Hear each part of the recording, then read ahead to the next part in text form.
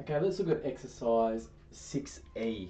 So the general idea is that we're looking at cubic functions, so where x is the power of 3, or a third degree polynomial, and the general shape starts from the bottom left, goes up to the top right, and we have what's called a point of inflection at the origin.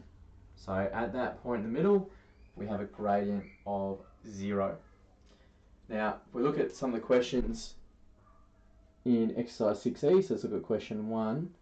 We've got y equals x plus 2 all cubed minus 1. And if we remember back to our quadratics chapter, what we're looking at is two different transformations. So we go with the shape that we know over here, which is the general shape of a cubic. So where we've got the highest power is a 3, and we're going to move it 2 units. Now this 2 inside the bracket is going to move it 2 to the left. So this point here is going to move 2 to the left that way. So it's now going to come over this way to negative 2, and it's also going to go down by 1 because we've got a minus 1 there. So we put in the point negative 1. That's where our new point of inflection is going to be. So we're still going to start from the bottom left, go to the top right. We're going to come up and go through there. But we don't know where it crosses the axes, so we need to find our intercepts. So let's solve for the x-intercept when y equals 0. So x plus 2 cubed minus 1 equals 0, and then we need to get x by itself. So let's move the 1 over, so we plus 1 to both sides. We get x plus 2 cubed, and then to get rid of the cubed on this side, we have to do what's called the cubed root to cancel that off. So the cubed root of 1 is saying what number to the power of 3 equals 1, and thankfully it is 1. 1 times 1 times 1 is 1. And so we end up getting these cancel off. We get x plus 2 equals 1. So then we take away the 2 from both sides. We get x equals negative 1. So over here we have negative 1 is going to be our intercept. And then for our y-intercept, we make x equals 0. So we end up getting 0 plus 2 all cubed minus 1. So 2 cubed is 8 minus 1, which would be 7. So we're going to cross up here at 7. So let's go through and draw a graph. Bottom left, point of inflection, and look how much I missed that 7 there. Let's put in 7. Okay, so the shape is still the same. Now that shape will change if we put a negative at the front. It just means we're going to be going down this way.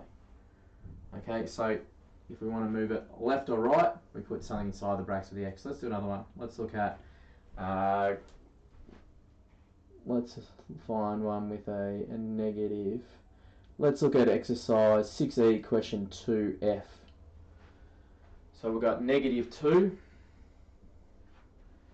x plus 1 cubed plus 1. Okay, so let's find our point of inflection first. We've got a plus 1 inside here, so it's going to move over to negative 1. I'm just going to abbreviate it to POI, point of inflection. Would be at negative 1, and we're going up 1. So at negative 1, 1 is our point of inflection. Our x-intercept and y-intercept we need to find, so make y 0, would get negative 2 x plus 1 all cubed plus 1. So then we minus the 1 to the other side. We get minus 1 divided by negative 2. We end up getting positive 1/2 equals x plus 1 cubed. Cubed root of 1/2 equals x plus 1. So we'd get x is equal cubed root of 1/2 minus 1. And the y-intercept would be when x equals 0, so we'd get negative 2 times 1 cubed plus 1, which would be negative 1. So at 0, negative 1, we've got an intercept, and at all this cubed root of 1/2 minus 1, 0 is our other intercept. So when it comes to sketching that graph, let's do it over here.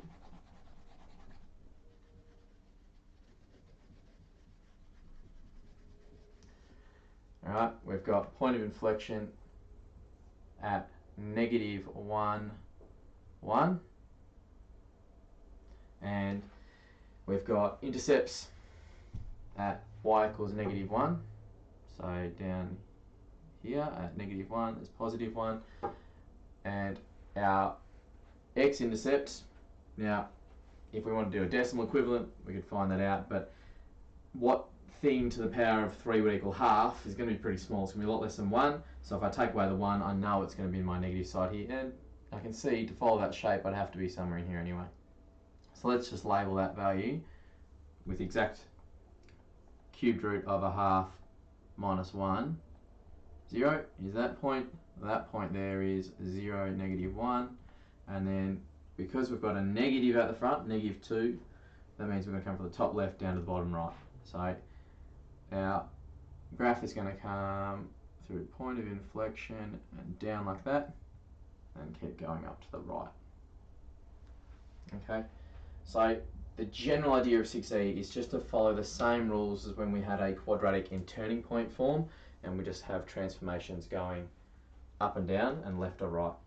The 2 at the front of this one here causes a dilation, which changes our intercepts, and we've also got a negative, which causes a reflection. So the same rules that you've learnt in quadratics for transformations, like translations, dilations and reflections, will occur in the same form for cubic functions.